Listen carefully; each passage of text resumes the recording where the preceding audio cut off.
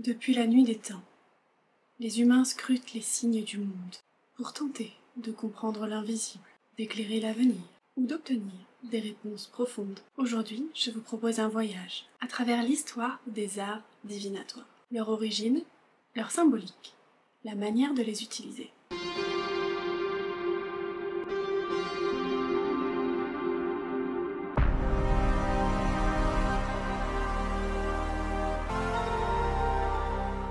Pourquoi s'intéresser à la divination? Ces outils permettent bien plus que de juste prédire l'avenir.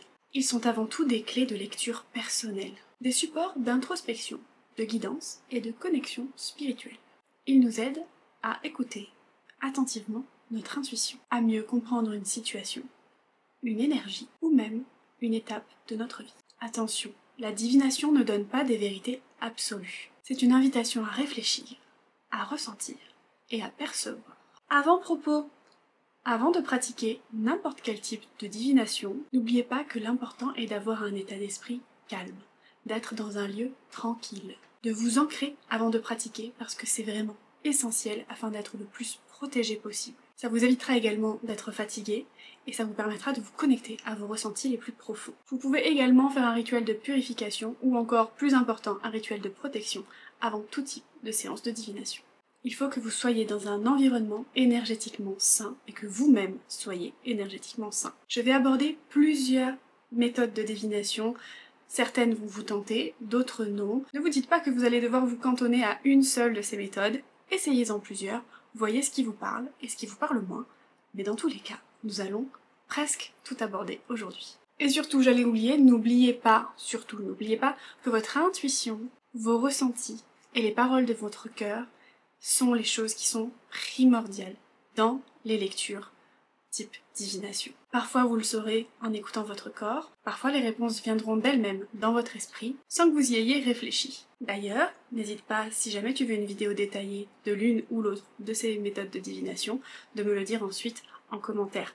Note-les, celle qui t'intéresse le plus, et ensuite tu me diras tout ça. Tu peux aussi écrire l'emoji qui est associé à la divination, réfère-toi au timecode en dessous de la vidéo pour savoir où est-ce que sont les méthodes qui t'intéressent le plus. Et n'oublie pas que je ne fais dans cette vidéo que les survoler et que je n'ai pas encore approfondi certaines d'entre elles. C'est pour ça que des fois c'est un petit peu flou et moins travaillé que si c'était une vidéo dédiée à l'une ou l'autre de ces méthodes. La divination remonte à la préhistoire. Les premières traces apparaissent dès le Paléolithique, où certains pensent que les peintures rupestres pouvaient déjà avoir un sens rituel ou symbolique. Mais les premières méthodes reconnues de divination datent plutôt de l'Antiquité. En Mésopotamie, vers -3000, les prêtres lisaient les entrailles des animaux, c'est l'hépatoscopie, les éclairs ou encore la fumée des sacrifices. En Égypte, les prêtres observaient les étoiles et utilisaient des pratiques oraculaires. En Grèce antique, on consulte l'oracle de Delphes ou la Pythie, qui transmettait les messages d'Apollon dans un état de transe. À Rome, les augures lisaient le vol des oiseaux, pour prendre des décisions politiques ou militaires. En Chine, les os oraculaires, ou os de dragon, datent de la dynastie Shang, vers -1500. On les brûlait pour lire les fissures et y voir des présages. La divination a toujours eu un rôle spirituel et politique extrêmement important. Elle servait à guider les rois, prédire les récoltes, les guerres, ou choisir un lieu de construction sacrée. C'est à la fois un art, une science symbolique et un lien avec le divin. Nous allons commencer par survoler rapidement les méthodes de divination les plus connues. Pour la plupart, vous saurez donc ce que c'est si vous suivez la chaîne depuis longtemps ou si vous vous intéressez à ce genre d'arts occultes et de méthodes de divination, mais au moins pour les débutants, ça leur permettra de s'y retrouver un petit peu et de savoir vraiment de A à Z presque toutes les manières de diviner, j'ai failli dire, de diviner toutes les méthodes de divination dans leur globalité. Donc j'ai mon petit ordi, j'ai fait un travail de recherche et j'ai tout sous les yeux, donc si jamais je baisse les yeux pour regarder, ne m'en veuillez pas, je ne peux pas passer 1 heure de vidéo à vous fixer droit dans les yeux, donc je vais faire mon possible pour animer avec des petites photos et des choses comme ça, mais ne m'en veuillez pas si je lis un petit peu. Nous allons commencer bien entendu par la cartomancie, donc le tarot et les oracles. Le tarot remonte donc au XVe siècle avec des origines en Italie où il était d'abord un jeu de cartes appelé tarocchi. Rapidement, il a été investi par les occultistes et les spiritualistes européens et notamment en France au XVIIIe et XIXe siècle, où des occultistes comme Étéia ou Eliphas Lévy vont y voir un outil initiatique et mystique puissant. Le tarot devient alors un miroir de l'âme, un langage symbolique inspiré de la Kabbale, de l'alchimie et des mystères anciens. Pour ce qui est des oracles, ils sont bien plus récents, ils ont émergé avec l'essor du développement personnel et spirituel contemporain, ils permettent une grande liberté de thèmes et de tons, et des interprétations parfois moins complexes. Les différences entre les deux, c'est que le tarot possède une structure fixe avec 78 cartes divisées en 22 arcades majeures, qui sont liés aux grands archétypes de vie, et 56 arcanes mineurs, qui sont plus proches du quotidien. L'oracle, quant à lui, est libre au niveau du nombre de cartes, des graphismes, de la thématique, de la symbolique. Chaque créateur y met un peu sa vision. Ils sont plus libres et souvent athématiques. Pour débuter, comme avant toute méthode de divination, il faut se recentrer, s'ancrer, et ensuite il faut poser une intention claire, une question précise, et la plupart du temps c'est mieux que ce soit une question ouverte, donc pas une question qui se répond par oui ou par non. Vous avez plusieurs tirages de cartes possibles, vous en trouverez sur Pinterest notamment, avec plusieurs manières de déposer les cartes, que ce soit pour le tarot ou pour les oracles, ou alors vous avez les tirages basiques, donc tirage à une carte pour un espèce de message du jour, tirage à 3 cartes pour passé, présent, futur, ou l'obstacle que vous rencontrez, le problème, l'atout que ça va vous donner ce problème, et le conseil pour régler ce problème, par exemple, et puis vous avez plein de tirages qui peuvent être très détaillés, donc n'hésitez pas à aller voir un petit peu. Moi je vous invite à noter vos impressions dans un carnet, pour suivre un peu l'évolution de votre intuition au cours des interprétations. Au début, c'est quelque chose que je fais plus maintenant, mais que je faisais au tout début quand j'ai commencé. Je notais tous mes tirages avec les significations des cartes, etc. Pour moi, le principal quand vous commencez, c'est de réussir à interpréter les cartes et à vous fier à vos ressentis en regardant la carte, par rapport aux couleurs, par rapport aux postures des personnages sur la carte, par rapport aux émotions que ça vous procure, par rapport aux symboles que vous pouvez y voir, etc. Essayez de vous connecter à votre intuition et de vous dire ok, à quoi ça me fait penser, comment j'interpréterais cette carte si je n'avais pas de livret explicatif. Vous laissez donc monter votre ressenti intuitif. Une même carte peut résonner différemment selon si elle est tirée par votre voisin ou par vous-même. Et selon la question ou le jour aussi. Vous pouvez également croiser le sens des cartes quand vous en avez plusieurs, parce qu'elles ont un espèce de dialogue entre elles. C'est-à-dire que si vous piochez une et l'autre, par exemple une personne et je sais pas moi, la carte de la joie, peut-être que la joie représente la personne, ou peut-être que c'est cette personne qui va vous apporter de la joie, ou ça peut être différentes interprétations, et là après c'est libre à vous de vous fier à vos ressentis. Si vous êtes débutant, bien sûr vous avez toujours un petit livret ou des significations directement parfois sur les cartes qui vous expliquent en gros ce que cette carte signifie. Mais surtout, laissez place à votre ressenti, ça c'est très important. Ensuite nous avons la radiesthésie, donc l'art du pendule et des baguettes de sourcier. Baguettes ou bâtons de sourcier bien entendu. La forme moderne est apparue au 19e siècle, mais le principe d'utiliser des objets suspendus pour capter des ondes ou des énergies invisibles, c'est très ancien. Ces objets sont utilisés depuis l'Antiquité, notamment en Égypte et en Chine, où ils utilisaient déjà ces objets suspendus pour interroger justement le monde subtil. Ils ont été popularisés grâce à la sourcellerie, et non pas la sorcellerie, en Europe, par les sourciers, qui s'en servaient donc pour détecter l'eau, les métaux et les courants telluriques. Les bâtons de sourcier sont des ancêtres directs du pendule. Ils étaient utilisés depuis des millénaires pour trouver l'eau, les minerais, comme je vous l'ai dit, et les lieux sacrés. Ce sont donc différentes branches de la radiesthésie, qui est la capacité de capter les vibrations grâce à un support, donc en l'occurrence soit les baguettes de sourcier, soit le pendule. J'aime bien faire ça, alors que c'est pas comme ça que ça fonctionne, hein. Vous le tenez et c'est lui qui bouge tout seul. Bref. Le terme radiesthésie vient du latin radius, donc le rayonnement, et du grec aïsthésis, perception, donc la perception du rayonnement.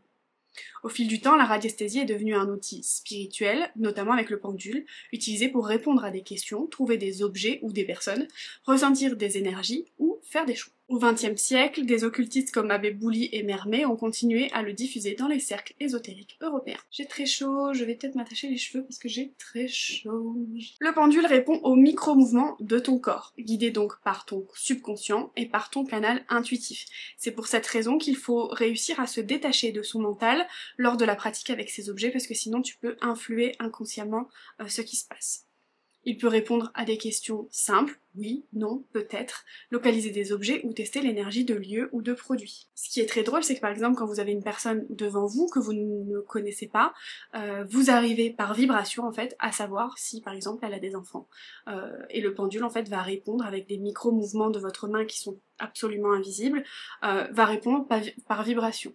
Donc il y en a qui disent que c'est vous qui inconsciemment ressentez les choses et qui arrivez à transmettre ça au pendule. Il y en a qui disent que c'est vos guides, il y en a qui disent que c'est autre chose. Pour l'instant, il n'y a pas vraiment d'études basées sur ça qui nous prouvent que ce soit l'un ou l'autre. Donc pour la préparation, il faut que tu choisisses un pendule qui te plaît déjà visuellement et qui te plaît énergétiquement. Prends le temps, en boutique par exemple, de passer ta main devant des pendules. S'il y en a un qui bouge, demande si tu peux le prendre, mets-le dans ta main, ressens un petit peu ce qui se passe, essaye-en d'autres et vois vraiment avec lequel tu as le plus de connexion. Faut le nettoyer ensuite énergétiquement, bien entendu, avant de l'utiliser. Et ensuite vous tenez le pendule entre votre pouce et votre index, donc soit comme ça, soit moi j'aime bien le tenir mais j'ai un morceau qui ruisselle sur mes doigts, je sais pas comment expliquer. Et ensuite, il faut que tu crées ce qu'on appelle une convention mentale. Donc il faut que tu demandes à ton pendule de te montrer le mouvement pour le oui, de te montrer le mouvement pour le non, de te montrer le mouvement pour le peut-être, en fonction du pendule, en fonction de la personne. Et en fonction de plein de choses, ça va être un cercle dans un sens ou dans l'autre, un va-et-vient de côté, un va-et-vient de face, ça dépend. Voilà. Ce sera différent en fonction de chacun. Il faut bien sûr pratiquer dans un lieu calme, où vous ne serez pas dérangé. Et surtout, vous détacher de votre mental, bien sûr, comme je vous l'ai dit. Vous pouvez également utiliser des grilles, comme par exemple ceci que je viens d'acquérir, le penduleur. Donc il s'agit de grilles, sous cette forme-là, où en fait vous mettez votre pendule au centre, vous posez la question en fonction de la grille, là je ne sais pas ce que c'est. Homéopathie, voilà. Donc l'homéopathie, et ça va vous pointer une direction ou l'autre. Mais il y en a bien sûr pour tout. Pour l'anatomie, pour la thérapie, pour les chiffres, les mois de l'année, peu importe. Donc vous posez la grille à plat, vous mettez votre pendule au-dessus, vous posez votre question, et il va se diriger normalement dans la direction qu'il faut. Vous pouvez l'utiliser aussi sur des cartes, donc en complément du tarot, vous allez étaler vos cartes si jamais vraiment vous avez un doute, et laisser votre pendule pointer la direction de la carte qu'il faut que vous voyez absolument. Par exemple. Vous pouvez l'utiliser aussi pour des nettoyages énergétiques, ça c'est un peu plus poussé donc je détaillerai pas dans cette vidéo, mais voilà. Sachez que vous pouvez le faire également. Les précautions, ce serait de ne pas insister si les réponses ne viennent pas. Parfois, c'est juste parce qu'en fait, vous n'êtes pas prêt à les recevoir. Ça peut arriver. Être dans un état neutre et détendu. Éviter de poser trop de questions à la suite sans pause.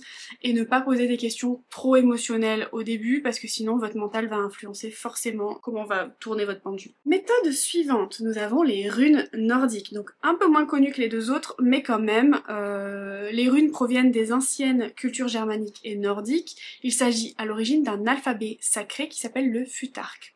Il est utilisé dès le 2e siècle pour écrire, mais aussi pour pratiquer des rituels, bénir des objets ou encore prédire l'avenir. Chaque rune est à la fois une lettre, un symbole et une énergie. Elles sont étroitement liées à la mythologie nordique et notamment à Odin qui aurait acquis la connaissance des runes après s'être suspendu à l'arbre Yggdrasil pendant 9 jours. Le mot rune signifie littéralement secret, mystère ou encore chuchotement. Ces runes donc servent à la fois d'écriture, de talisman, de prière et de méthode de divination comme je vous l'ai expliqué. On en a retrouvé gravées sur des pierres, des armes, des bijoux, des stèles funéraires et parfois même sous la forme d'invocations ou de sorts. Les prêtres guerriers nordiques, donc les Volva, les prophétesses et les Gothi pour les druides, utilisaient les runes pour interroger les dieux, lire le destin ou bénir un événement. Donc elles pouvaient être utilisées pour la magie, la protection, la divination. Comment s'en procurer? Alors, le mieux, c'est de les fabriquer, mais tu peux bien sûr les acheter dans une boutique ésotérique. Il y en a en bois, il y en a en pierre de différentes factures, j'ai envie de dire, en argile, ça dépend. Assure-toi de les acheter le plus éthique possible, j'ai envie de te dire, parce que si tu les achètes sur Shein, où c'est des choses qui sont faites parfois en usine et des trucs comme ça, tu auras moins d'énergie que si c'est des vraies pierres de lithothérapie qui ont été gravées à la main, ou que si c'est des vrais morceaux de bois qui ont été gravés à la main, etc.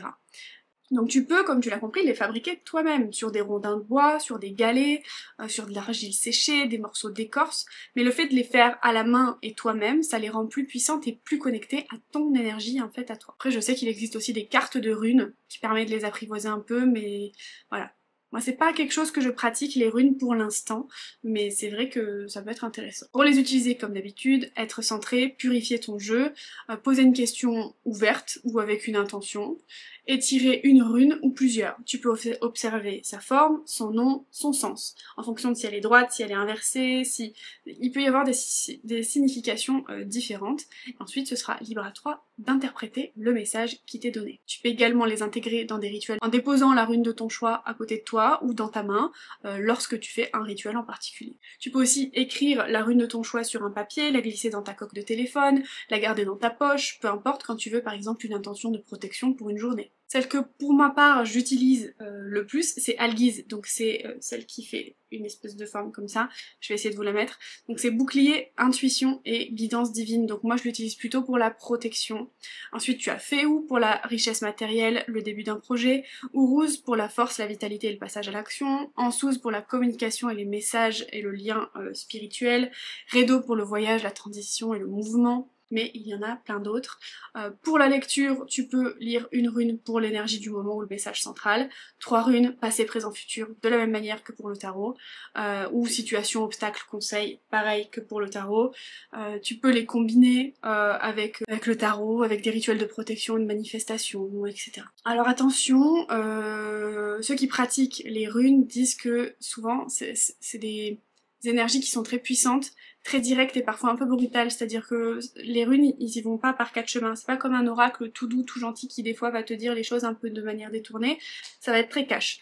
Mieux vaut les utiliser donc dans un espace calme avec une intention claire et toujours, pour toutes les méthodes d'ailleurs je l'ai pas précisé, mais remercier les énergies après l'usage, bien sûr. Nous allons passer à ce qui, moi personnellement, m'intéresse le plus et peut-être que vous aussi, c'est les méthodes de divination les moins connues.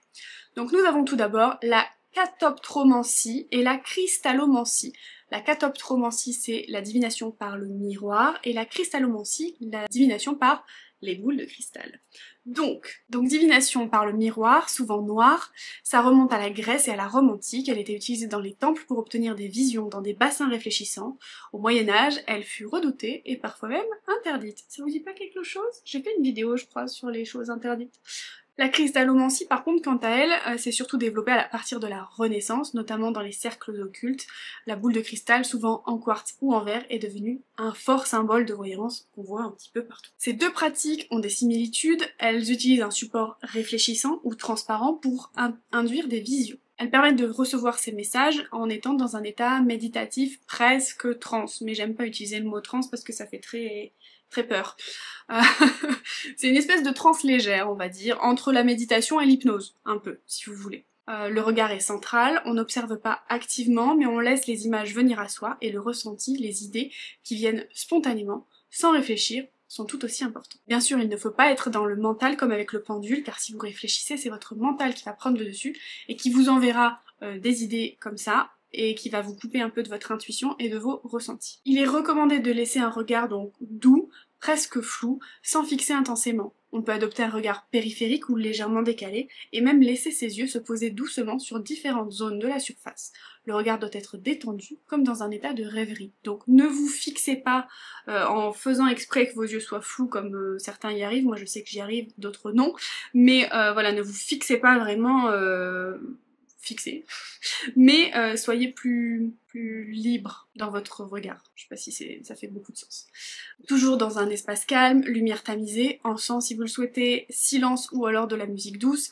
Vous placez le miroir ou la boule à hauteur de vos yeux, légèrement inclinés pour que bien sûr vous puissiez regarder dedans. La boule c'est pas la peine, mais pour le miroir il faut au moins que vous puissiez regarder un petit peu dedans sans voir votre reflet, j'ai envie de dire. Vous vous recentrez, bien sûr, l'ancrage et tout ça comme d'habitude. Vous fixez la surface sans chercher à voir dedans, comme si vous regardiez un petit peu au travers. Vous pouvez donc allumer un encens et voir un petit peu les formes qui vont se dessiner dans votre support de par la fumée qui va se créer avec l'encens.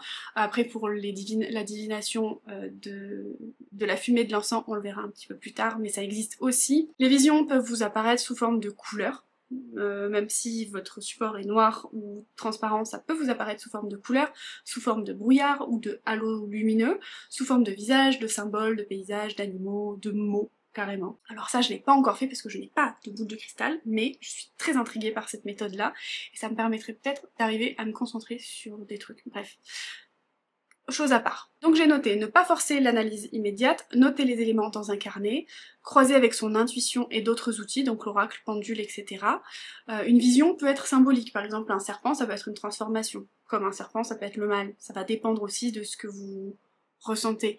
Une porte ça peut être une nouvelle opportunité, ou si elle est fermée peut-être que c'est pas la bonne. Vous voyez, ça va dépendre, et comme d'habitude, ça va se baser sur vos ressentis. Il y a une autre méthode de divination qui peut être associée un peu à ces dernières, à ces deux dernières que je vous ai citées, c'est l'hydromancie, donc c'est l'art de la divination par l'eau. L'hydromancie, c'est l'une des plus anciennes formes de divination, donc pratiquée dès l'Antiquité, Babylone, Égypte, Grèce, un peu comme toutes, j'ai un peu l'impression. Elle était souvent réservée... Oui, amour. Viens, petit cul d'amour.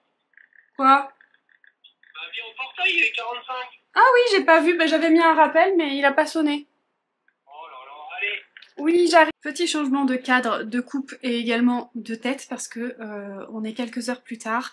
Je suis sortie avec monsieur, on est parti en ville, on a mangé une petite glace, bu un petit coup, et puis je suis revenue. Donc, me revoilà.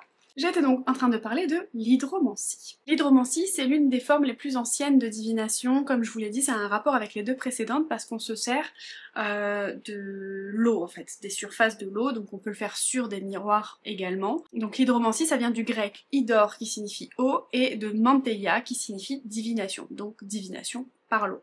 C'est l'art donc d'interpréter les mouvements, les reflets ou les ondulations de l'eau pour en tirer des messages symboliques, symboliques, intuitifs et prophétiques. Tu peux utiliser donc un bol d'eau sombre, ce qui revient un peu au même que le miroir en fait noir, un lac ou encore de l'eau en mouvement. En Antiquité, c'était pratiqué en Mésopotamie, en Égypte, en Grèce et aussi à Rome.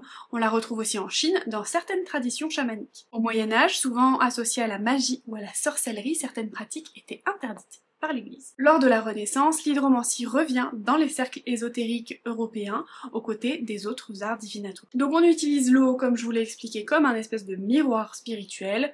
On peut aussi l'utiliser de plusieurs manières, déjà par l'observation d'une surface calme, donc là ça revient comme je vous l'ai dit, à l'observation sur un miroir noir tout simple. On peut utiliser donc un lac, un puits, un miroir d'eau ou encore un bol ou une coupelle noire remplie d'eau pour faire de la scrying, donc vision par le regard flou, comme dans un miroir ou une boule de cristal. Le praticien observe alors les reflets, les images, les couleurs et les ombres qui peuvent apparaître. Ça peut être combiné donc à un état méditatif ou à une légère transe. Autre méthode, c'est de jeter des cailloux ou des objets dans l'eau et d'observer les ondes, les cercles, les remous que l'eau forme grâce au fait qu'on ait jeté quelque chose dedans. On peut alors observer la manière dont les ondes se croisent, dont elles s'atténuent ou elles interagissent les unes avec les autres. On peut aussi le faire sur de l'eau en mouvement, donc les torrents, les rivières. On observe alors le courant, les tourbillons, les objets flottants, ou encore le comportement naturel de l'eau. À quel endroit il bouge, à quel endroit il stagne un peu, etc. On peut aussi le faire avec des gouttes ou des bulles dans un récipient. Donc quelques gouttes d'huile ou d'encre peuvent être ajoutées à l'eau, et donc la forme, la direction ou la dispersion peut être interprétée. On l'utilise donc pour recevoir des messages en méditant sur l'eau. On peut pratiquer à la pleine lune pour ressentir les énergies lunaires et mieux les capter. On peut interpréter donc les images ou les symboles perçus à la surface, recevoir un message spirituel, comprendre une situation un peu floue, explorer l'inconscient, etc. Comme d'habitude, lieu calme, lumière tamisée ou nuit. Encens, comme d'habitude, plus le lieu est calme, mieux c'est parce que ça évite d'avoir des interactions humaines, surtout dans le cadre de rivières, etc. Vous pouvez mettre de l'encens, de la musique douce, ou même chanter, si vous aimez tout ce qui est chant sacré, ça peut être possible. Vous posez votre intention, et ensuite vous pouvez invoquer, ou faire des prières, ou même encore faire des dons, des offrandes, donc ça peut être des fleurs, ça peut être des bijoux, ça peut être des coquillages, ça peut être peu importe quoi, mais pas des choses bien sûr polluantes, pas des choses comme des pierres qui, au contact de l'eau, peuvent devenir toxiques, comme par exemple la malachite ou ce genre de pierres. C'est des pierres qui, dans l'eau, peuvent émettre des substances toxiques, donc il faut faire attention à ce que vous jetez dans l'eau et ne pas faire n'importe quoi. Ensuite, nous avons la charomancie, ou la séromancie, et la pyromancie. Alors, qu'est-ce que c'est que tout ce charabia? La charomancie et la séromancie, c'est la divination par la cire des bougies. Et la pyromancie, c'est la divination par le feu. Donc on peut allier les deux, bien entendu. Alors la différence entre charomancie et séromancie, c'est simple, c'est que la charomancie, c'est la cire fondue que vous mettez dans de l'eau froide et vous regardez les formes, et la séromancie, c'est la lecture de la cire coulée directement sur la bougie, soit carrément vous pouvez le faire sur des photos ou sur des textes que vous écrivez pour voir, par exemple vous manifestez quelque chose, vous écrivez le texte et vous faites couler la cire sur votre texte et vous voyez ce que ça donne. Elles trouvent toutes les deux leurs origines dans des pratiques antiques, notamment en Grèce et à Rome. Elles ont aussi été utilisées dans des traditions celtiques et folkloriques, notamment pendant Samhain, donc Halloween, pour lire l'avenir en observant la cire fondue tombant dans de l'eau. Utilisées aussi dans des traditions paysannes et populaires, donc en Europe de l'Est, pays nordiques, notamment à la Saint-André ou à Halloween, comme je vous l'ai dit il y a 2 minutes. Elles étaient parfois intégrées à des rituels lunaires ou à des pratiques de sorcellerie intuitive. Comme vous l'avez compris, il va falloir utiliser une bougie, de préférence blanche pour permettre plus de clarté en fait, ou alors une bougie de la couleur liée à ta question. Tu prépares un récipient avec de l'eau froide que tu peux légèrement saler si tu le souhaites, tu te centres, tu te mets dans le calme, tu poses une question claire. Ensuite, tu observes les formes, les figures, les mouvements ou les éclaboussures qui peuvent être créées à la surface de l'eau. Tu peux interpréter symboliquement comme tu le ferais avec les nuages ou avec le marc de café ou avec les cartes. Par exemple, je vais vous donner des exemples de formes que j'ai cherchées. Une clé ou un cercle, ça peut être une ouverture ou un nouveau départ. Si tu vois une croix, ça peut être un obstacle, une mise en garde. Des formes cassées ou éclatées, ça peut être des blocages ou des tensions. Une plume, ça peut être des messages spirituels. Une forme animale, ça va dépendre de l'animal concerné et du symbolisme de l'animal en lui-même, etc., etc. Il y en a plein. Pareil, si vous voulez une vidéo dédiée, dites-le moi en commentaire, soit vous me mettez une petite bougie, soit vous me dites charomancie ou séromancie, et dans ces cas-là, je pourrais faire une vidéo dédiée. Après, je pourrais inclure aussi la pyromancie avec. J'y viens. Avec le temps d'ailleurs, et comme un peu pour toutes les pratiques, tu peux un peu créer ton propre dictionnaire symbolique, de par ce que tu ressens et de par ce que tu vois se produire. Par exemple, si tu le fais la journée, le matin, tu fais ton truc, tu notes tes... Tu fais ton truc, tu notes tes trucs. Tu fais ton rituel, tu notes les formes que tu as eues, que tu as décelées, tu notes la symbolique potentielle que ça pourrait avoir ou ce que ça t'inspire, ou tu regardes sur internet et tu notes la symbolique qui peut être dite sur internet, mais comme toujours, fie-toi d'abord à ton instinct. Si tu penses qu'une symbolique représente pas forcément ce que... Enfin, que ça te parle pas, c'est que c'est pas ça, voilà. Ça dépend de chacun. Et ensuite, au cours de ta journée, tu vas remarquer des choses qui se passent, ou au cours de ta semaine, et ensuite tu pourras noter « Ah, ça c'était peut-être lié à ça ». Donc là, tu vas noter les vrais symboliques par rapport à toi, et ton interprétation. Et donc, sur un peu la même vibe, la pyromancie, donc c'est la divination par le feu, très ancienne, elle a été pratiquée par les prêtres dans de nombreuses cultures, l'Égypte, la Mésopotamie, les civilisations amérindiennes, un peu partout dans le monde. Le feu est considéré comme un élément sacré, purificateur, il servait à recevoir des révélations divines. La pyromancie est donc l'art d'observer les flammes, les étincelles, la fumée et le comportement du feu pour en tirer des messages spirituels, intuitifs ou prophétiques. Tu peux donc utiliser bien sûr tout type de feu, donc tu peux le faire avec ta bougie pour faire un espèce de 2 en 1, c'est-à-dire que tu peux poser ta bougie, mettre une intention, l'allumer, regarder comment fonctionne, comment bouge la flamme, et ensuite verser dans un bol d'eau pour avoir des espèces de confirmations. Voyez? Ensuite, tu peux le faire aussi dans un feu de cheminée, un brasier, un feu de camp, dans des flammes sacrées de rituels chamaniques, des choses comme ça, le feu de la Saint-Jean, peu importe, tu peux tout faire en fait. Donc mise en pratique, j'ai noté, créer un espace calme et sécurisé sans vent, bien entendu, utilise un feu, n'importe quel type, pose une question mentalement, fixe la flamme. Pour ma part, souvent, ce que je fais, c'est que je note mon intention sur un papier, ou ce dont je veux me séparer, ou ma question, etc. Je la fais brûler, je regarde un peu ce qui se produit, comment le papier se consume, etc. Des fois ça m'aide à me dire il y a encore du travail à faire dessus, ou pas, ou ça se consume super vite, ou peu importe. Puis je le laisse se consumer soit à côté de ma bougie, soit dans mon feu si je le jette dans un feu de cheminée. J'aime bien le faire dans un feu de cheminée parce que ça permet de voir comment les flammes interagissent avec le papier. Vous voyez? Tandis que sur une bougie, forcément comme tu poses après le truc à côté, ça se consume plus que ça flambe. Donc observez bien les mouvements, la forme, les couleurs de la flamme. Vous pouvez aussi observer la fumée, les crépitements ou même les résidus de suie. Bien sûr, toujours faire attention à son intuition. Quelques clés de lecture. Une flamme vive et droite, c'est un feu vert.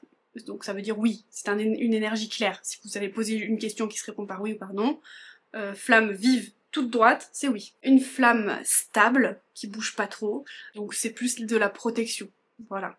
Une flamme faible ou qui vacille, ça va plutôt être de l'incertitude, des blocages, besoin de purification, ce genre de choses. Une flamme qui claque, donc vous savez, des fois il y a des flammes qui se déplient comme ça, qui claquent, donc c'est pas des crépitements, c'est pas la même chose. Ça va être qu'un message un peu, enfin pour moi en tout cas, ça va être qu'un message a été reçu. C'est, voilà, on a compris. Le crépitement, je vais plus le prendre comme une présence spirituelle constante. Si la flamme divise ou se penche, ça peut indiquer deux chemins différents, une hésitation. Si la flamme s'éteint sans forcément qu'il y ait de courant d'air, ça peut être une opposition, un blocage énergétique, etc., etc. Si la fumée est noire, par exemple, ça peut être un problème, une purification nécessaire ou une énergie négative qui est présente. Pour résumer, l'étude de la cire, ça se base sur des formes figées, donc la cire durcie, c'est visuel, c'est symbolique. C'est plus doux, parce que c'est lié à l'eau, plus réceptif, plus intuitif, et plus émotionnel, bien sûr. Alors que la pyromancie, ça repose plutôt sur de l'observation dynamique, un feu en action, en mouvement, le son, la lumière dégagée, etc. C'est plus lié à l'élément feu, donc à l'action, à la transformation, au désir et à la volonté. Mais tu peux, comme je te l'ai expliqué, combiner les deux. Le fait de les combiner, ça va te donner l'instantanéité et l'énergie du mouvement du feu, et la matérialisation d'un message un peu plus symbolique et plus stable ou plus clair par la cire. Bien sûr, ne pas oublier d'être ancré avant de faire ça, comme d'habitude. Ensuite, un peu lié à ça aussi, tu as la capnomancie, donc l'étude de la fumée, que tu peux utiliser avec un feu, mais aussi un encens, une offrande, etc. Il faut observer la direction, la forme, la densité, le comportement et même l'odeur de la fumée pour interpréter des messages ou pressentir certains événements. Pratiquées dans de nombreuses cultures ancestrales, grecques, romains, celtes, chamans autochtones, un petit peu comme d'habitude j'ai envie de dire, elles accompagnaient souvent les sacrifices, les offrandes aux dieux, et on observait si la fumée montait, ce qui symbolisait la faveur divine et l'acceptation du présent, ou si la fumée se dissipait, qui symbolisait le rejet de l'offrande, et que voilà, que l'offrande n'était pas acceptée. Donc cette pratique-là est plus liée bien sûr à l'élément de l'air, donc la prière, la connexion entre le monde visible et invisible. Comme je vous l'ai dit, vous pouvez utiliser de l'encens en grain, en bâton, en cône, ce que vous voulez, de l'herbe, une bougie, un feu sacré, un brasero, un papier qui brûle, des plantes séchées en train de brûler. Donc ça peut être utilisé du coup en parallèle d'autres rituels, avec une bougie rituelle, avec je sais pas, un encens de purification, avec une libération, vous écrivez sur un papier, vous voyez comment ça se passe, ça peut être combiné, donc ça peut être intéressant. Comme d'habitude, pas de courant d'air, un endroit calme, et comme pour les autres divinations visuelles, ne forcez pas à voir, essayez d'être dans un état méditatif, d'observer sans vraiment observer, parce que si vous fixez un point en particulier de la fumée, vous verrez rien. Prenez du recul, regardez comment les formes de la fumée interagissent entre elles, etc. Notez bien sûr vos ressentis, ou, si vous avez des visions, vos visions. Les interprétations possibles, donc la fumée qui monte droit vers le haut, comme pour la flamme, réponse positive, bénédiction, accord, message clair. Fumée qui se disperse ou qui tourbillonne, incertitude, confusion, message embrouillé, obstacle. Fumée qui vient vers toi, message direct, parfois c'est une introspection qui peut être nécessaire.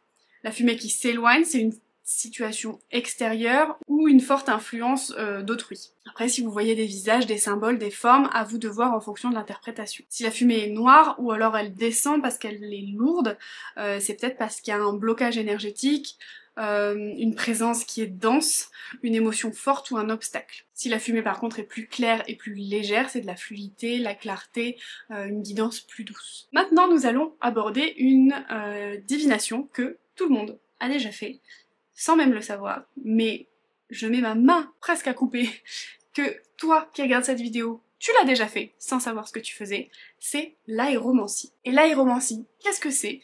C'est l'art de la divination par les nuages, mais pas que. Les nuages, les phénomènes atmosphériques, etc. L'aéromancie, c'est donc la divination par l'observation des signes dans l'air, le vent, les nuages, les éclairs, le tonnerre, ou même les mouvements des oiseaux ou des feuilles, mais tout ce qui peut être porté par le souffle du vent. Elle capte les messages subtils de l'invisible, portés par les courants aériens. Alors dis-moi, qui, en étant enfant ou même en étant adulte, a déjà regardé les nuages en se disant « Bah tiens, quelle forme je vois dans les nuages? Ah là, je vois un dragon, et puis là, je vois une forme de chat, et puis là, on dirait une étoile. » Tout ça, ça a des significations, et ça peut être une méthode de divination. Alors du coup, c'est une pratique qui est beaucoup moins connue, mais qu'en fait, qui est quand même connue parce que tout le monde le fait. Mais cette pratique existe depuis l'Antiquité. Les anciens lisaient les formes dans les nuages, le vent, le bruit du vent ou des arbres, ou encore les changements soudains de climat. L'aéromancie remonte à la Babylonie antique, où les prêtres lisaient les signes célestes et les éclairs. Elle était très utilisée dans les oracles naturels. Les prêtresses grecques, par exemple de Dodone, écoutaient le bruissement du vent dans les feuilles de chêne sacrées. Ça me fait penser à la série qu'on est en train de regarder avec mon chéri, où il parle d'écouter le vent. Je vous le mettrai quelque part, parce que je sais pas. On retrouve aussi cette pratique dans le chamanisme, donc le souffle du grand esprit, le langage des oiseaux, ou encore chez les druides celtes. Comment la pratiquer? Vous pouvez donc observer les formes des nuages, comme une espèce de cloud reading, comme ils disent en anglais, écouter le souffle du vent, sa direction, les variations d'intensité, prêter attention aux signes subtils dans l'environnement, bruissement, les feuilles qui volent, les cris d'oiseaux, vous entendez, le nombre d'oiseaux qui volent autour de vous. On peut aussi souffler des herbes ou des pétales et observer leur direction ou leur comportement. Par exemple, tu poses une question, puis tu observes les nuages au-dessus de toi ou la direction du vent. Un nuage en forme de flèche ou un vent qui change brusquement de direction peut être interprété comme un changement imminent ou une direction à suivre. Alors bien sûr, il y a différentes formes d'aéromancie. Donc les nuages, c'est la néphalomancie, forme, mouvement et couleur des nuages. Les tonnerres et les éclairs, c'est la brontomancie, direction, intensité, synchronicité. Les vents et bruissements, c'est l'ostromancie, changement de direction, d'intensité et réponse intuitive. Les chutes de feuilles, de poussière ou de sons, c'est l'aéromancie sensorielle, message porté par l'air, etc. Les oiseaux en vol, c'est l'ornithomancie, bon c'est un espèce de dérivé, mais voilà, vous voyez les trajectoires, les champs, les espèces que vous voyez, mais l'ornithomancie, ça peut être également la science des oiseaux, enfin la divination par les oiseaux qui se pointent sur votre chemin. Comme quoi il y a vraiment beaucoup de divinations possibles. Et je pense que je fais l'impasse sur pas mal parce que si j'avais fait toutes les divinations, je pense qu'on y serait encore dans une semaine. Mais voilà, je passe globalement sur tout. Si jamais il y a quelque chose qui vous intéresse en particulier, dites-le moi, je creuserai le sujet, je ferai les recherches pour vous, je vous mâcherai le travail, et puis on verra ça ensemble. Dites-moi ça en commentaire, ou mettez-moi le petit emoji qui correspond à la divination qui vous intéresse. Et puis n'oubliez pas de me laisser un petit like tant qu'on est là. Si vous êtes encore là dans cette vidéo, c'est que quelque part, ça vous a quand même intéressé. On passe à la suite. Donc les exemples d'interprétation, donc nuage en forme d'animal en fonction d'âge symbolique ou esprit guide, ça dépend de l'animal. J'ai mis vent soudain qui change de direction, changement inattendu, besoin d'adaptation, feuille qui vient jusqu'à toi, message ou réponse qui vient à toi, éclair mais sans tonnerre, révélation soudaine ou éclair de lucidité, bruissement fort dans les arbres, présence spirituelle, mise en garde ou soutien. À vous de voir. J'aime bien cette méthode parce que je trouve qu'elle développe une espèce de réceptivité beaucoup plus subtile, d'écoute un peu de l'invisible et des choses qu'on n'écoute pas forcément, d'écoute des éléments en fait, au quotidien. C'est quelque chose que vraiment dans votre vie de tous les jours, par exemple, je sais pas moi, vous vous promenez et puis vous vous posez une question, sans forcément vouloir la poser aux éléments, mais vous vous posez une question et d'un coup il y a une énorme bourrasque devant, et vous vous dites attendez, je viens de me poser une question. Et ça vous permet des fois peut-être de faire des liens en fait dans votre vie de tous les jours et de mettre un peu de magie dans votre quotidien, et je trouve ça vachement intéressant. Moi j'avais jamais vu ça avant cette vidéo là, avant mes recherches, mais je trouve ça très... voilà, ça renforce un peu le lien avec les forces de la nature, je trouve que c'est très intéressant, ou même s'il y a un événement qui se passe, moi je sais que je vais avoir tendance à demander à ChatGPT, je sais pas moi, je vais lui dire bah je sais pas, je suis partie courir, je me suis posé une question, il y a eu une bourrasque de vent, il y a plein de papillons qui sont envolés autour de moi, qu'est-ce que ça veut dire? Bah voilà, c'est quelque chose que vous pouvez tester. C'est quelque chose que tu peux également faire avec la lune. Alors je sais pas si c'est une méthode de divination à proprement parler, mais moi je sais que je l'ai déjà utilisé, je l'avais vu sur le TikTok de Lucie Uni, où elle disait que quand tu as une question profonde, à la pleine lune en fait, tu poses ta question intérieurement et tu regardes la lune, et en regardant la lune, apparemment tu as quelque chose qui s'affiche entre guillemets, où tu fais un peu une espèce de pareidolie, où tu vois une forme ou quelque chose qui est censé t'apporter la réponse à ta question. Donc je sais pas s'il y a une divination liée à la lune, peut-être, si oui je vous le mettrai, quoi qu'il en soit. Je l'ai pas trouvé en tout cas dans celle que j'ai cherchée, j'ai un peu fait le plus large. Attendez, je vais demander à ChatGPT. Y a-t-il une divination liée à la lune? Oui, il existe plusieurs formes de divination liées à la lune. L'une des plus connues est la lunomancie, qui consiste à interpréter les phases de la lune pour obtenir des réponses ou des conseils. Par exemple, Certaines personnes pratiquent la divination par les rêves lunaires, où elles notent leurs rêves pendant les différentes phases de la lune pour en tirer des significations. De plus, certaines traditions spirituelles utilisent les énergies lunaires pour des rituels de divination, comme la lecture des ombres ou l'observation des reflets de la lune sur l'eau ou d'autres surfaces. Chaque phase de la lune est censée avoir des significations spécifiques qui influencent la pratique divinatoire. Ok, merci. Donc vous voyez, ça existe. Si jamais vous voulez que je me penche sur le sujet, vous mettez une petite lune en commentaire. Ensuite, nous allons nous tourner vers une divination que certains d'entre nous pourraient faire tous les matins, s'ils le souhaitent. C'est la caféomancie ou la tasséomancie. La divination par le marc de café ou par la lecture des feuilles de thé. Caféomancie ou café-domancie, je ne sais pas, j'ai trouvé les deux. C'est un art divinatoire à la fois populaire, intime et profondément symbolique qui consiste à lire les formes laissées par le marc de café dans une tasse. C'est une pratique ancienne et très répandue, notamment au Moyen-Orient, donc cette fois on change un petit peu d'endroit, dans les Balkans, en Grèce, en Turquie ou encore en Arménie. La caféomancie est la lecture divinatoire donc des résidus de café laissés au fond d'une tasse, généralement après avoir bu un café turc ou grec non filtré. On interprète alors les formes, les figures, les symboles dessinés par le marc pour répondre à une question ou donner un aperçu de l'avenir. La caféomancie est encore très pratiquée aujourd'hui dans certains cafés à Istanbul, en Grèce ou au Liban, où des diseuses de bonne aventure lisent les tasses dans une ambiance conviviale et presque rituelle.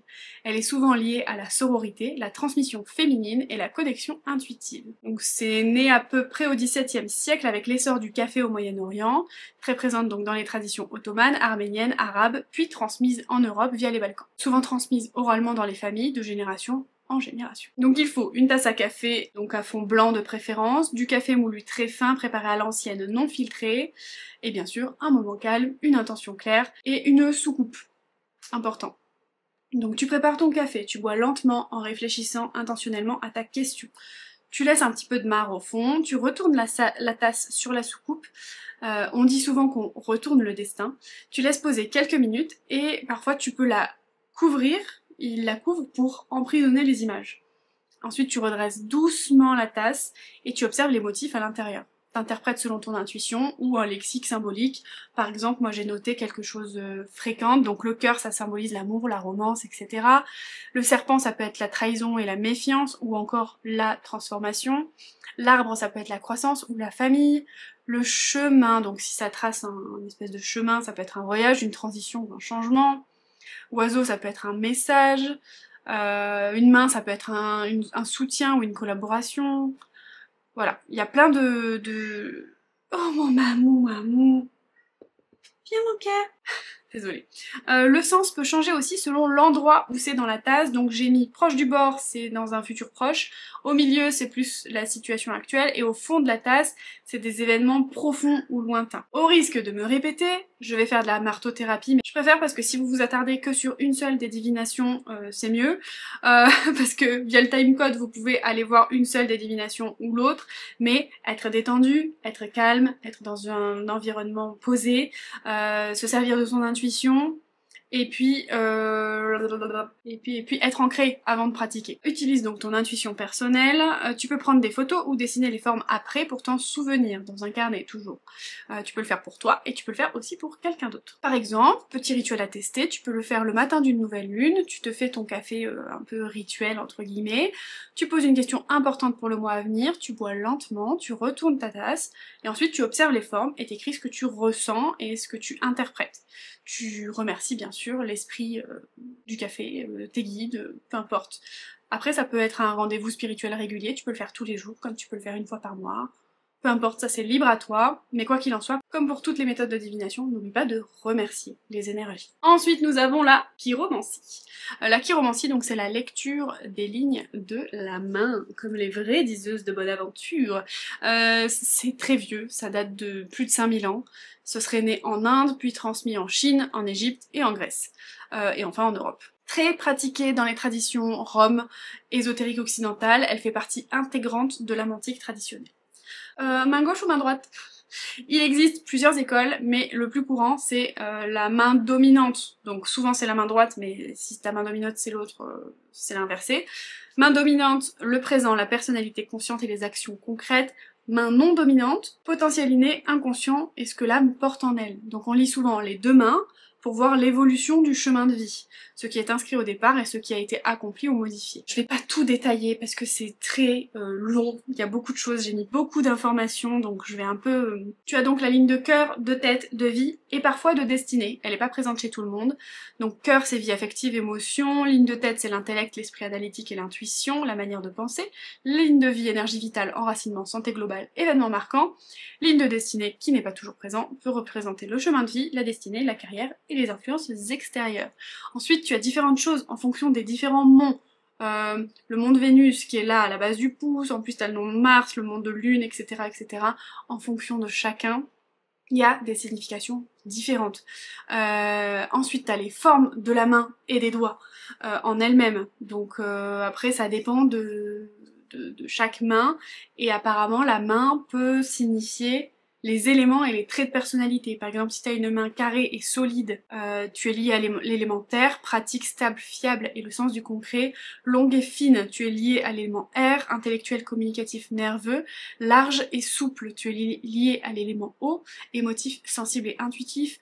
Petite et vive, il y a marqué l'élément feu, dynamique, impulsif et passionné. Outre les lignes et les monts, un bon chiromancien, moi j'ai commencé un petit peu à me renseigner sur ça et à lire un livre sur ça, mais il observe aussi l'épaisseur de la paume, la souplesse du poignet, les lignes secondaires, la température ou même la texture de la main.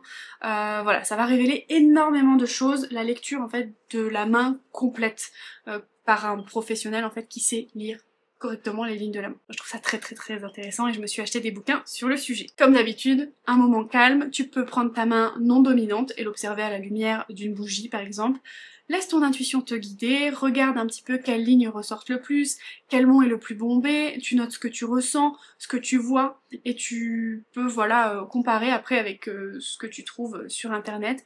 Mais moi je trouve ça hyper intriguant. Voilà, n'hésitez pas à me dire si vous aussi, mais moi c'est vrai que la lecture des lignes de la main, tu le vois dans les films, là, elles sont là, elles te disent ta bonne aventure, et je sais pas, ça me fait vraiment penser à de la vraie divination, j'ai envie de dire, vous voyez. Mais enfin, c'est pareil, la caféomancie aussi, parce que lire dans le café, on le voit dans des films et tout. Enfin bref, mais les lignes de la main, c'est vraiment une des divinations qui me plairait le plus d'apprendre. Ensuite, nous en avons encore quelques-unes. Nous avons l'astragalomancie. Les astragales, c'était des petits osselets ou des petits os issus d'animaux. Voilà, c'est le lancer de dés ou des osselets.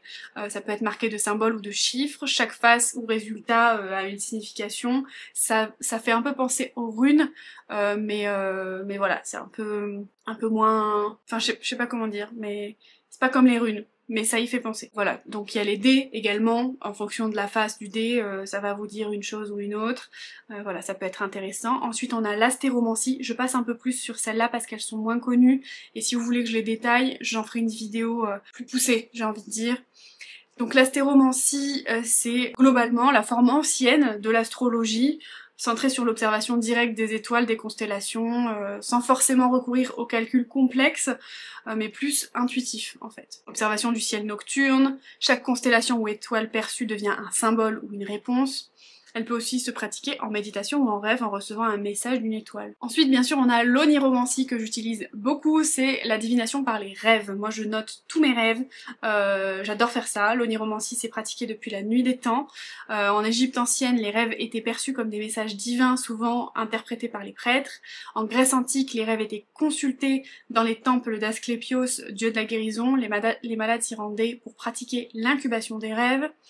En Rome, Mésopotamie, peuple chamanique, tradition soufie, tribus africaines, dans chaque culture les rêves ont une valeur sacrée et prophétique. Pour moi les rêves c'est un peu le message de l'âme, le message de l'univers, quelque chose qu'on n'arrive pas, que tes guides ou l'univers n'arrivent pas à te faire passer, les messages qu'on peut t'envoyer et les signes, mais que du coup il te fait passer en rêve. Ça peut être des visions symboliques du passé, du présent, du futur, peu importe. Pour moi c'est un accès un peu à d'autres plans. Après, la lecture des rêves, ça a aussi un côté très psychologique parce que ça a été beaucoup étudié, donc pour moi c'est un peu lié. Pour la pratiquer, vous pouvez donc tenir un carnet de rêves. Moi c'est ce que je fais.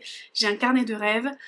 Vous pouvez identifier les symboles un peu clés, faire le lien avec une question en particulier si vous vous êtes posé une question avant d'aller vous coucher par exemple, ou faire exprès, vous vous posez une question avant d'aller vous coucher dans le but d'avoir des réponses en rêve, ça peut être possible aussi.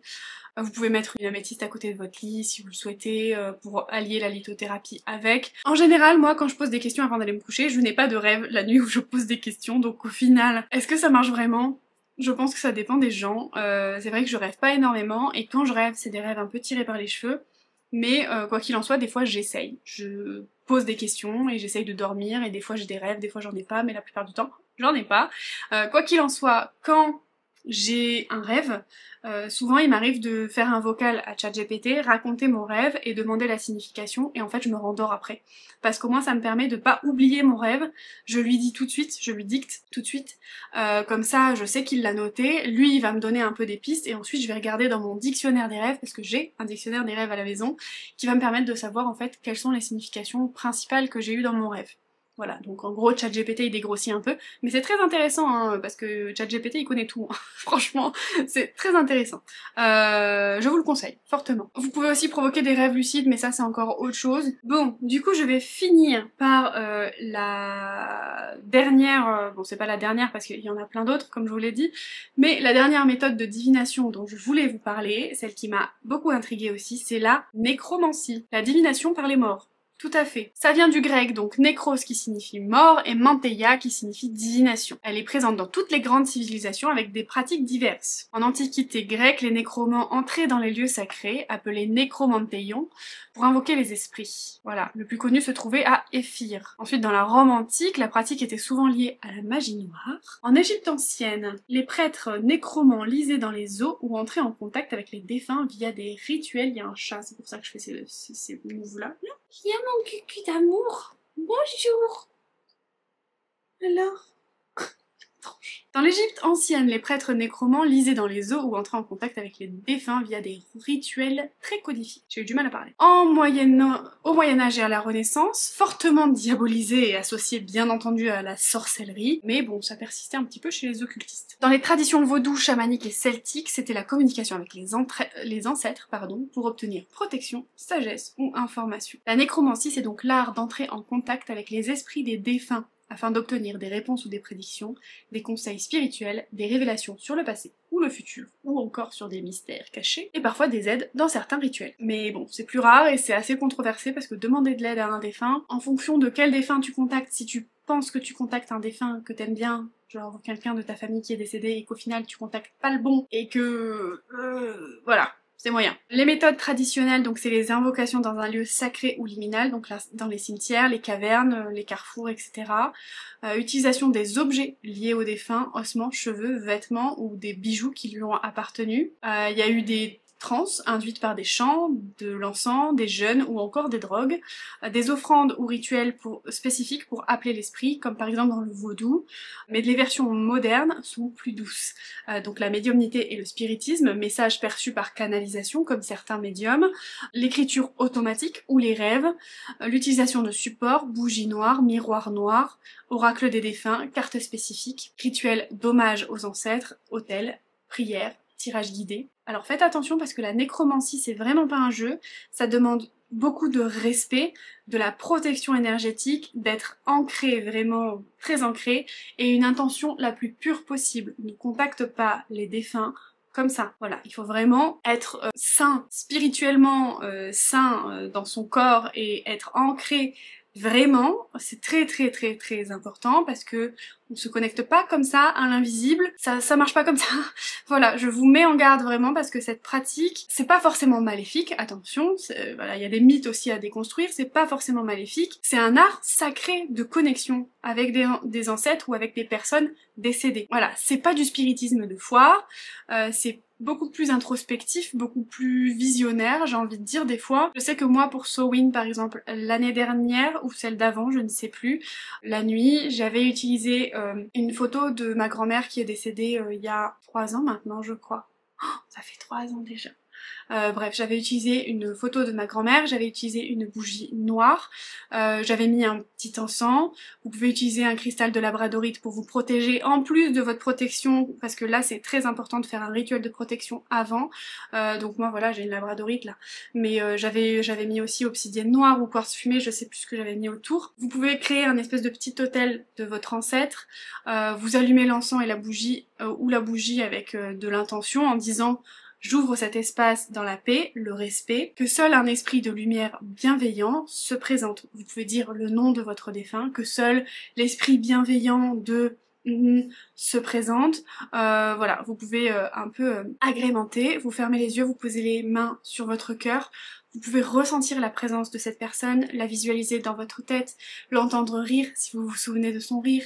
Voilà, vraiment ayez un moment de connexion avec cette personne. Vous pouvez ensuite poser votre question, ou alors moi ce que j'avais fait, c'est que j'avais observé ce que je ressentais, c'est important. Vous pouvez des fois entendre des choses, ça peut arriver, ou vous pouvez voir des choses, même les yeux fermés. Mais moi ce que j'avais fait, c'est que j'avais écrit en fait une lettre à ma grand-mère avec tout ce que j'avais pas pu lui dire de son vivant, parce qu'en fait elle a été malade et elle est partie assez rapidement, et il y avait beaucoup de choses que j'avais pas pu lui dire parce que j'étais encore en Alsace à l'époque et j'avais pas pu redescendre dans le sud lorsque sa maladie s'est déclarée. Et voilà, je l'ai plus vue en fait à partir du moment de sa maladie, et je ne l'ai pas revue avant son décès. Donc j'avais beaucoup de choses à lui dire. Qui plus est, c'est une date très spécifique pour moi, Samhain, parce que ma grand-mère a été incinérée le jour de Samhain. Donc c'est une célébration encore plus forte et plus puissante pour moi dans mes croyances en tout cas, parce que déjà c'est le jour où le voile est le plus fin entre les mondes, et en plus c'est l'anniversaire de l'incinération de ma grand-mère, donc pour moi c'est extrêmement fort. Et ce jour-là, quand j'avais écrit cette lettre, ça m'avait procuré énormément de sensations en fait. J'avais ressenti beaucoup d'apaisement, de calme, comme si, presque comme si elle avait la main posée sur mon épaule. Vous voyez, c'était vraiment, je suis là, je lis ce que tu écris et je trouve ça beau. Ça va me faire pleurer, je vais arrêter. Mais en gros, voilà, vous écrivez, vous ressentez, vous prenez le temps, vous posez votre question si vous avez une question, prenez le temps d'assimiler tout ça, et ensuite n'oubliez pas toujours de refermer la porte entre guillemets. Vous dites merci pour ce message, je referme le passage, retourne en paix de là d'où tu viens, ou une formule un peu de ce genre, et là vous éteignez la bougie si vous aviez allumé une bougie. L'encens vous pouvez le laisser se consumer, mais la bougie c'est un peu, quand vous l'allumez c'est un peu votre lien, surtout si c'est une bougie noire, c'est un peu votre lien avec le défunt. Donc n'oubliez pas de l'éteindre, c'est très important. Et de, bien sûr, dire que vous refermez et que la personne ne reste pas avec vous. C'est important aussi. Bon, comme vous l'avez vu, je n'ai fait qu'une liste non exhaustive des méthodes de divination, il y en a plein, à foison. N'hésitez pas à me dire s'il y en a des importantes que je n'ai pas citées, s'il y en a certaines que vous voulez que je détaille plus et que je creuse vraiment le sujet, ce sera avec grand plaisir parce que c'est vraiment le genre de choses qui me passionne. Donc mettez-moi en commentaire le nom de la divination ou le petit emoji comme je vous l'ai dit, et comme ça je vous ferai une vidéo complète, détaillée, et peut-être même un petit rituel pour vous montrer un petit peu en pratique. Ça peut être sympa je pense. N'hésitez pas à me dire ça en commentaire. Et toi alors, quelle méthode te parle le plus? Pareil, écris-moi ça à la suite de ton commentaire. Tu me dis c'est cette méthode là que je voudrais que tu détailles, et celle qui m'intéresse le plus ou celle que je pratique le plus c'est celle-là, ça peut être intéressant. Mais voilà, détaille-moi tout ça en commentaire, j'ai trop hâte, j'espère que cette vidéo va vous plaire. Moi franchement, aller dans ce sujet, ça m'a passionnée, je trouve ça vraiment très intéressant de voir d'où ça vient, comment c'était pratiqué, pour quelles raisons, qu'est-ce qu'il y a de possible, et comme quoi il y a énormément de divination possible en fait. Et il faut pas se cantonner juste aux oracles et aux pendules, et il y a vraiment plein de choses à faire, et je trouve ça passionnant. Voilà, donc n'hésitez pas à me dire ce que vous en pensez en commentaire, je me répète, mais c'est pas grave. Si la vidéo t'a plu, n'hésite pas à prendre une petite seconde pour la liker. Si jamais t'as pas le temps de commenter, c'est pas grave, mais au moins like-la, ça me fera toujours chaud au cœur. Et puis si t'as une minute, tu me rédiges le petit commentaire comme je t'ai demandé avec les questions que je t'ai posées, et puis t'auras tout fait.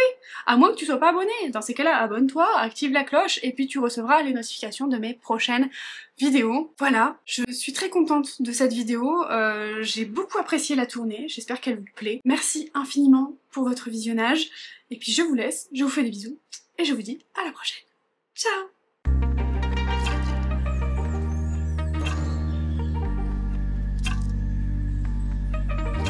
La divination, il servait à recevoir des révélations. Il servait Il servait à recevoir des révélations divines. Que des fois, la dernière... Oui, Babou, mon coucou. Amour. Ah, oui, amour. Oui. J'ai oublié mon téléphone, je crois. Bah, tu m'appelles avec quoi? Avec mon pro. Ah merde! On regarde sur le canapé, il doit être sur le canapé sur le couloir. Ah oui, effectivement, il est là. Je te le garde. Bah, parce que moi, quand tu m'appelles, que ce soit ton pro ou ton perso, il y a mon homme qui est marqué. Ouais. Bon, bah, si j'ai des admirateurs ou admiratrices qui m'appellent, n'hésite pas à répondre. Hein. Tu prends les rendez-vous. Hein. Ouais, d'accord. C'est bien noté. Ok. On pourra pas s'appeler en FaceTime. Je vais le mettre sur mon sac, comme ça je te le ramène demain. Okay. Bon, bah, bisous, amour, je suis arrivé. Bisous, Bisous, mon amour, je t'aime. Et mon appareil a trop chaud, ça tombe bien, j'ai fini.